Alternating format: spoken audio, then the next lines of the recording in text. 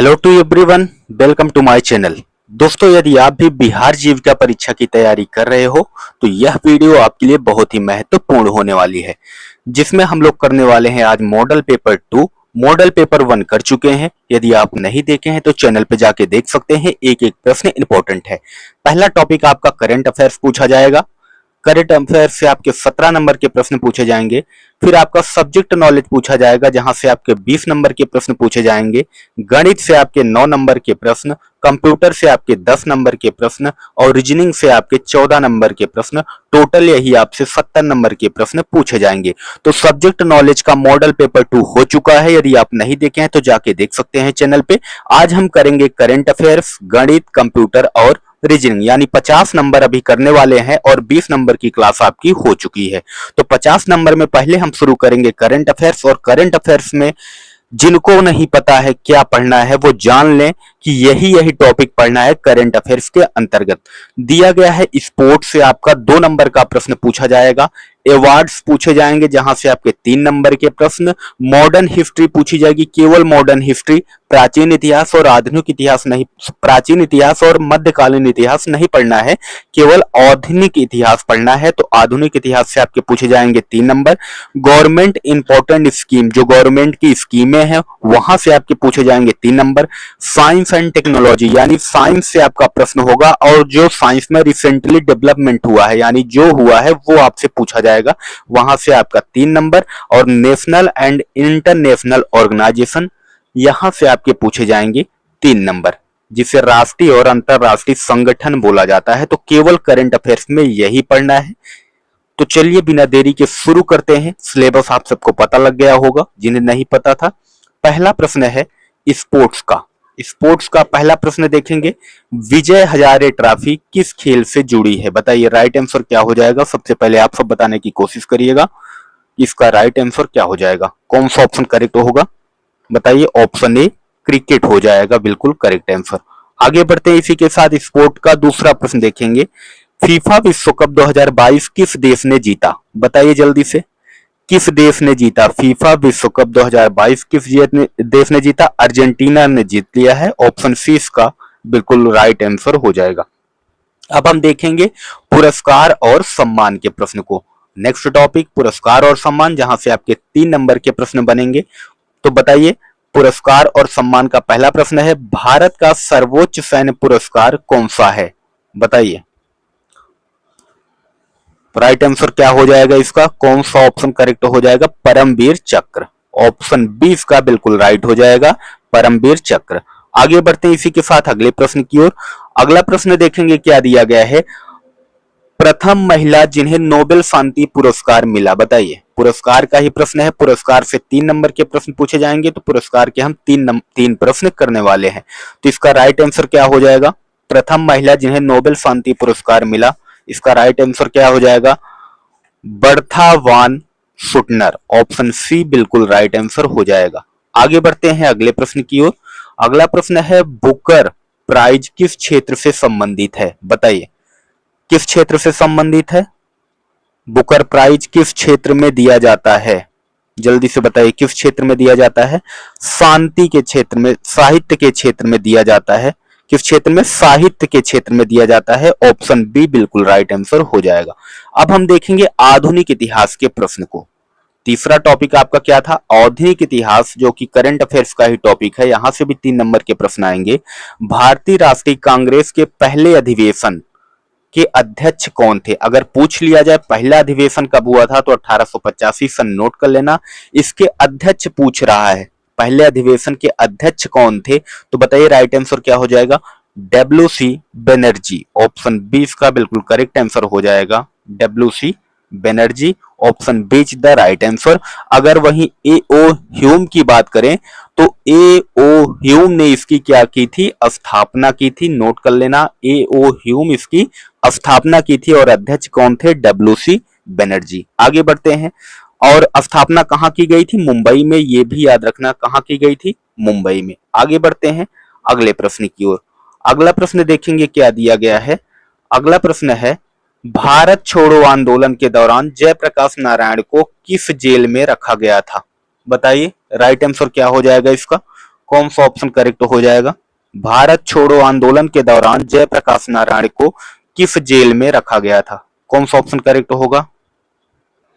Right answer हो जाएगा दोस्तों क्या? हजारीबाग। ऑप्शन ए इसका बिल्कुल राइट आंसर हो जाएगा। आगे बढ़ते हैं इसी के साथ अगले प्रश्न की ओर। यदि आपको प्रश्न अच्छे लग रहे हो तो कृपया चैनल को सब्सक्राइब कर लेना, बेल आइकन की घंटी को दबा देना ताकि हर वीडियो की नोटिफिकेशन आप तक आसानी से पहुंच जाए और आपकी तैयारी बेहतरीन हो सके। आधुनिक इतिहास का ही तीसरा प्रश्न है, इलाहाबाद की संधि कब हुई थी, पूछ रहा है। बताइए, वेरी वेरी इंपॉर्टेंट प्रश्न है। इलाहाबाद की संधि कब हुई थी? कौन सा ऑप्शन करेक्ट हो जाएगा? 1765 में। ऑप्शन बी बिल्कुल राइट आंसर हो जाएगा। एक्स्ट्रा फैक्ट भी नोट कर लेना, बक्सर के युद्ध के बाद इलाहाबाद की संधि हुई थी। बक्सर के युद्ध के बाद। और बक्सर का युद्ध हुआ कब था? 1764 में। 1764 में बक्सर का युद्ध हुआ था, इसी के बाद इलाहाबाद की संधि हुई थी। अब हम देखेंगे नेक्स्ट टॉपिक, करंट अफेयर्स का अगला टॉपिक है सरकार की महत्वपूर्ण योजना यानी गवर्नमेंट स्कीम, जो कि आपके सिलेबस का भाग है। यहां से भी आपका 3 नंबर पूछा जाएगा। प्रधानमंत्री मुद्रा योजना किस वर्ष शुरू हुई? बताइए, किस वर्ष शुरू हुई थी? तो 2015 में। जिन्हें पता है अच्छी बात है, जिन्हें नहीं पता है वो जान लें। ऑप्शन 20 का बिल्कुल राइट हो जाएगा। आगे बढ़ते हैं, योजना का दूसरा प्रश्न देखेंगे। प्रधानमंत्री उज्जवल योजना 2.0 कब शुरू हुई? बताइए, वेरी वेरी इंपॉर्टेंट है। ये 2021 में शुरू हुई थी। ऑप्शन सी बिल्कुल राइट आंसर हो जाएगा। आगे बढ़ते हैं, योजना का तीसरा प्रश्न देखेंगे। बेटी बचाओ बेटी पढ़ाओ योजना किस वर्ष लॉन्च की गई? बताइए, राइट आंसर क्या हो जाएगा इसका?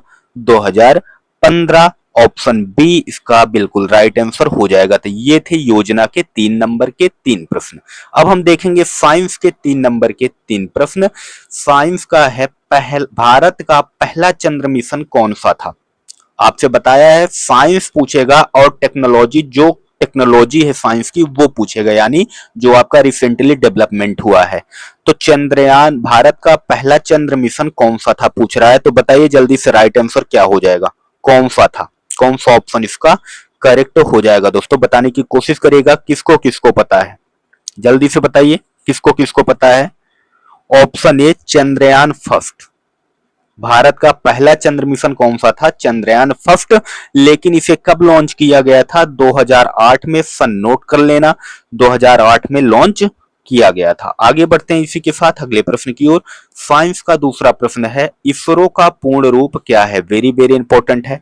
इसरो का पूर्ण रूप हो जाएगा इंडियन स्पेस रिसर्च ऑर्गेनाइजेशन, यानी ऑप्शन ए आप सबका बिल्कुल करेक्ट आंसर हो जाएगा। दोस्तों आगे बढ़ते हैं इसी के साथ अगले प्रश्न की ओर। अगला प्रश्न देखेंगे। अगर 1 मिनट इसरो से और कुछ जान लेते हैं थोड़ा, यदि आपको नहीं पता है तो, क्योंकि इंपॉर्टेंट है इसरो। अगर इसकी स्थापना की बात करें तो 1969 में इसकी स्थापना हुई थी, 15 अगस्त 1969 में। और इसका मुख्यालय की बात करें तो बेंगलुरु है, बेंगलुरु इसका मुख्यालय है, नोट कर लेना, इंपॉर्टेंट है। आगे बढ़ते हैं अब अगले प्रश्न की ओर।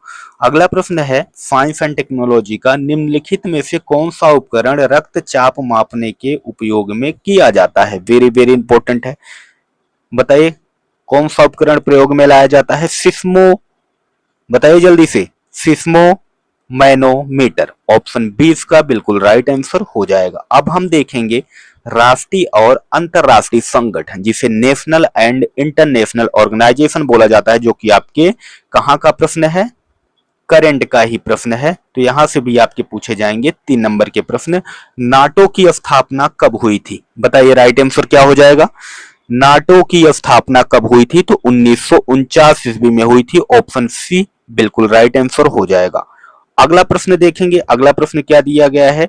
एशियन का मुख्यालय कहां है? एशियन का मुख्यालय पूछ रहा है कहां है?